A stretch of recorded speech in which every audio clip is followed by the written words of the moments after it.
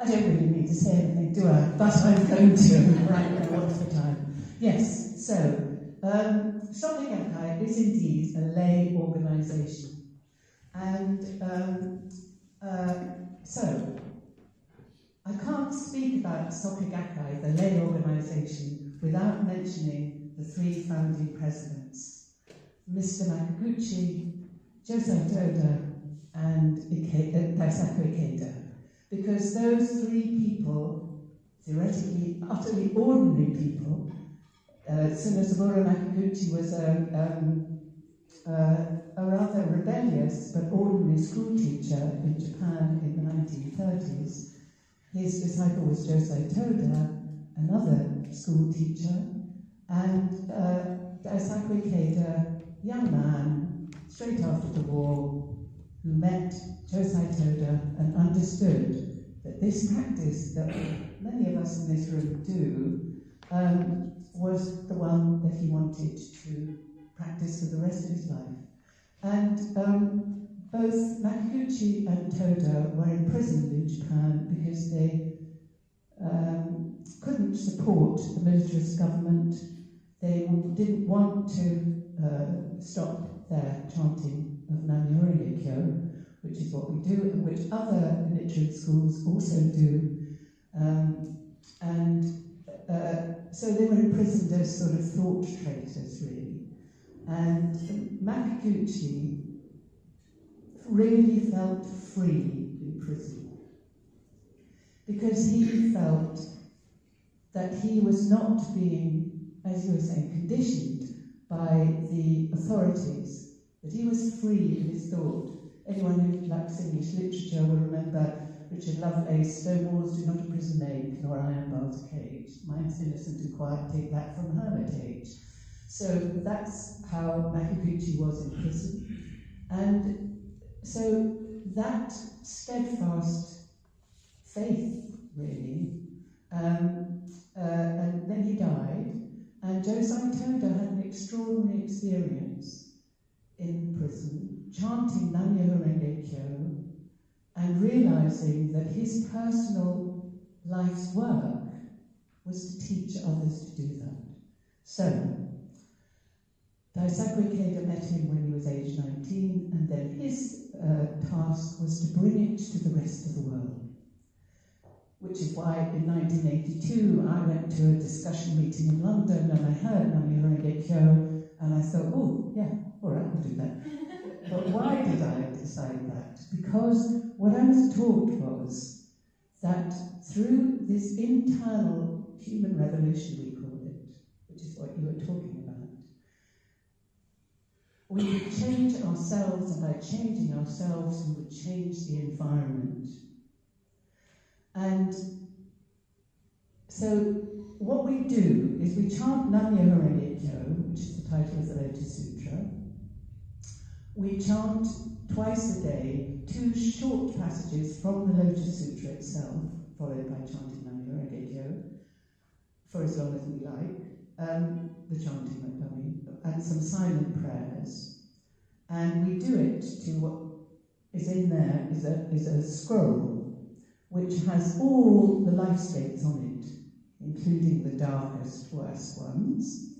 But they are enlightened by Nam-myoho Renge-kyo down the side. And we regard that as a mirror of our own enlightened life.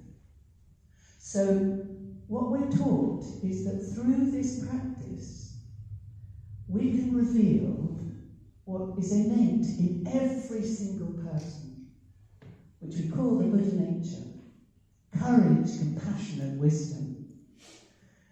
And we also know that we have the 3 poisons of greed, hatred, and delusion and foolishness. And therefore our task is, from the mud that the lotus blossom is planted in, the mud of our desires, of our greed, our foolishness, our delusion, our cowardice, all of that, our hatred, we transform it through this dynamic chanting. And it sounds so weird, doesn't it?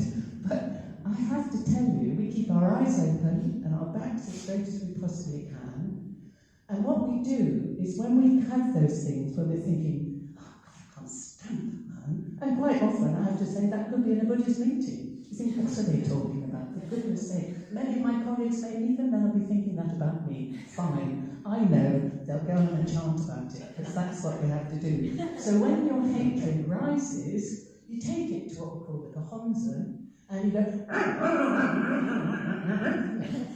and gradually, as we chant, our life state changes. Our life state changes, and we start to take what you were talking about, responsibility. How do I choose to respond?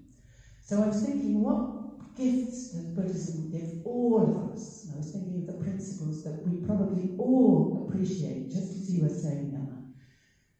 And I thought, obviously, that we all are aware, if we're Buddhists, that all life is change.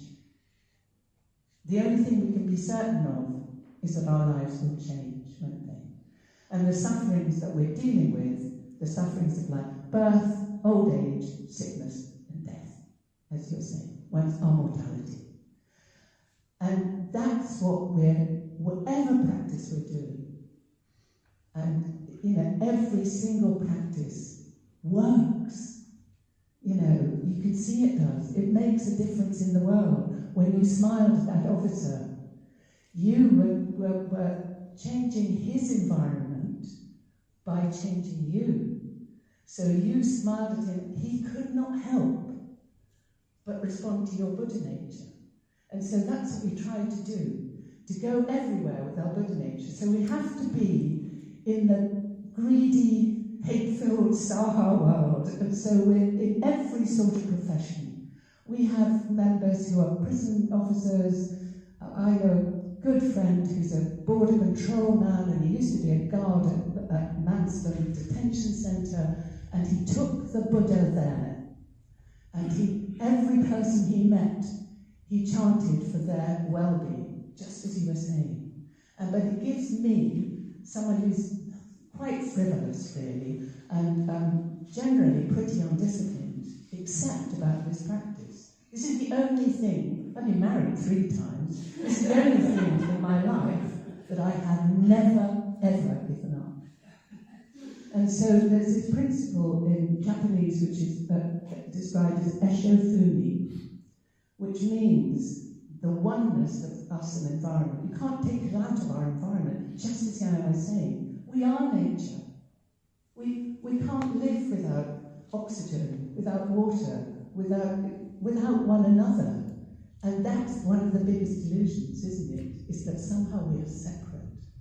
But dependent origination teaches us not just that we're interconnected or intra-connected, but we're so connected that it's like a huge, I read this about complexity, that it's like a bramble bush. You just can't, where does the thing go? But what we have to trust, and again, this is the word that Yana used, trust that you are having an effect. Whatever you're doing, just as that smile did, you didn't even know you were smiling, just as that smile did. So whatever you're doing, wherever you are, you can beam out your best self. You can be the person. Daisaku Ikeda taught us that when one person changes inside, that begins a change in the world, in the environment. And we know that. We know if we smile at someone on the bus, maybe they'll reject us, that's fine. But maybe we'll change their day, maybe we will.